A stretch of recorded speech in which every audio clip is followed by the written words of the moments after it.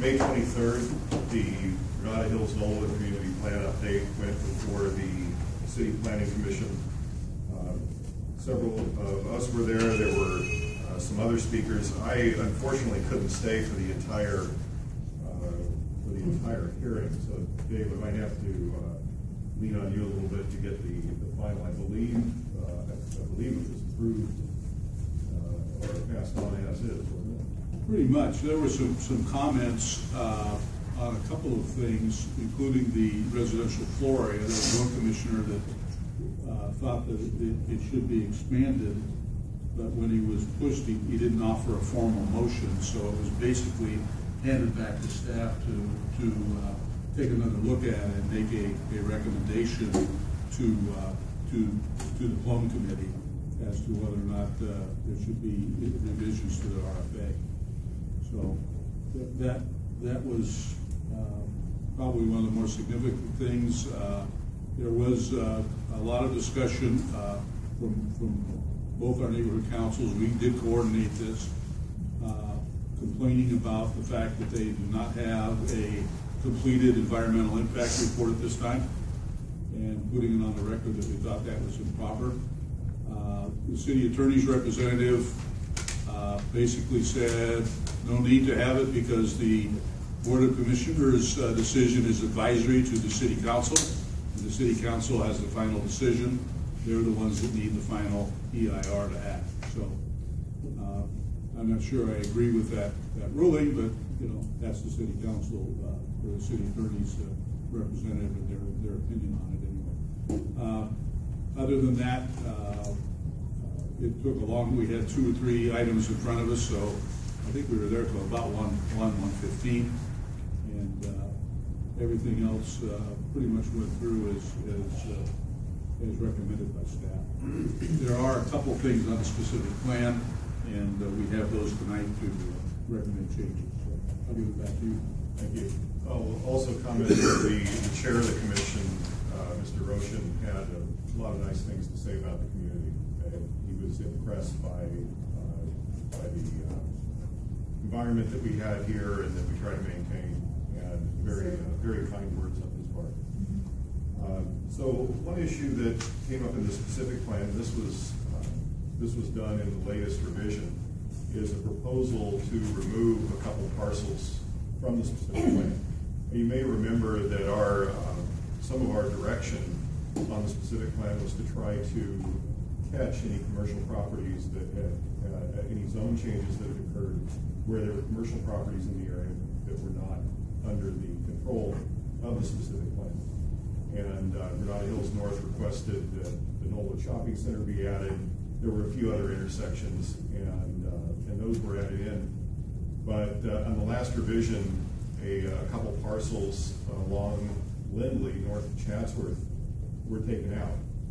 And so we are, the Plum Committee is recommending and asking that those areas be placed back in. Our specific concern with this is that the specific plan regulates various different uses.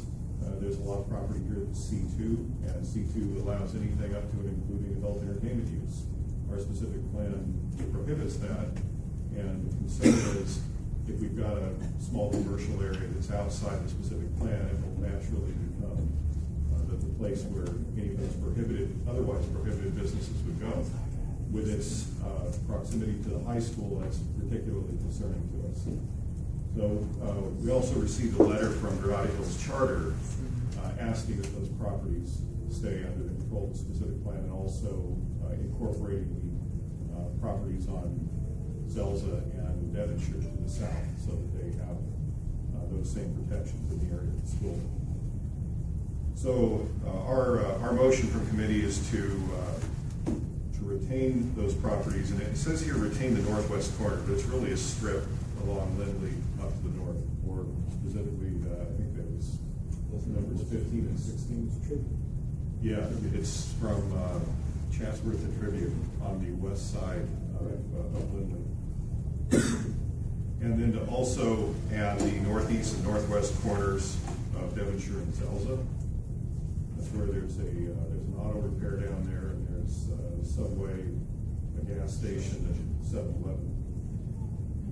And then also to add a footnote to allow, in certain cases, the use of a thrift shop. That's an otherwise prohibited business in the area, but we do have some charitable organizations that have thrift shops in the area, so we want to add some type of an allowance, a discretionary ability to approve those, if assuming they're kept clean, there's not outside storage of material and that sort of thing.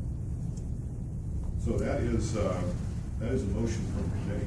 Okay, does not need a second. Any discussion? Proceeding. All right, we're ready to vote. All those in favor signify by saying aye. Aye. Anyone opposed to the motion? Anyone abstaining? Motion carries unanimously. Either did a very good job explaining that, or everyone's just too tired. No, You were great.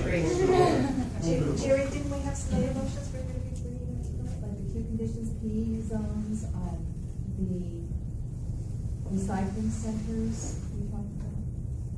no, those weren't for, I mean, we had discussed those at Plum, but there were no form, this was the only motion. That was the only Yeah, I don't, motion. we have the existing motions from before, so I think what we talked about was just restating those to the city. Okay, are they going to be coming before? We've already voted on those. On the Q conditions to reinstate Yeah. or to have them looked at? I believe it. Where is that? I didn't see that. Oh, that was several months ago. Yeah, I don't recall I offhand. don't recall. That was early on in the discussions about the plan. Yeah, but we wanted to have time to get back to some of those Q conditions and consents. I'll tell you what, I'll go back and look through the minutes and find it. If we don't, we can bring it up again. We do have some time before this gets to Right. city council. And also the recycling centers. Right, and that was that, and there were several recommendations we made back in 2009, I think it was. Oh, yeah. And those stand. We haven't reversed those, so those remain a recommendation from this board. That doesn't need to be reiterated. They need to be reiterated, but we can do that based off the last one. Okay. We don't need another motion to do that, right, Dave? No, we don't. Once we've taken the action, we can swiftly go back and resubmit. Okay. I was gonna move on to the realignment. Okay, and I might ask Megan to talk a little bit about this, the realignment and combination of planning department, building and safety. Thank you. So I mentioned at the last meeting that we were at, but the City of Los Angeles is still moving forward with the realignment, is a better word, of building and safety in the planning department.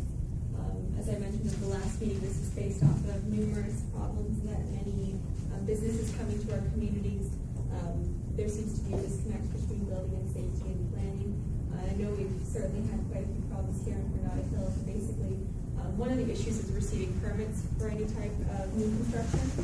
Oftentimes you have to go to many different counters within the City of Los Angeles, and you'll get conflicting reports. I don't know if anyone, by a show of hands, has experienced that. You get conflicting reports from planning and building and safety, which is difficult.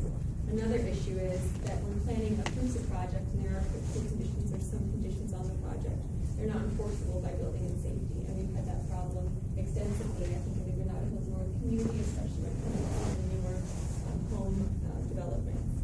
So initially it was looked at that this consolidation moved forward on July 1st, and we've extended it to January 1st. We've also hired a consultant that's I think a consultant on the team at the City of Los Angeles to navigate the consolidation of those two departments. It was the hiring of the consultant was voted on, I think, by City Council a couple weeks ago, 11-0. So it does seem that we have quite a lot of council support on this item. I don't know if anyone has any other questions on that, but it was an initiative that Councilmember Englander did move forward. So. You guys must be tired. Okay. You wanna? Yeah, I know. I guess while we're on planning and land use, maybe you would want to announce Phyllis's status. Yes. As many of you, as some of you know, Phyllis, our long time, she's been with our office for 25 years. So it's a lot of, I wish sometimes brains were like computers that you could just download, because she's got so much knowledge of what's been happening in the city, but Phyllis, our chief planning deputy, is going to be retiring at the end of the month. Hannah Lee, who many of you know and have worked with, she's been with our office for about 10 years, will be stepping up to be our chief planning deputy. And we will be bringing on a new assistant planning deputy in the office. So I think that's it. And we're looking forward to bringing in a new person. And, you know, Phyllis, I know she lives in the community. I know that she'll still be involved and active in the area. So, Thank you. thank you. Okay, let's go. Yes. No, sorry. Sure.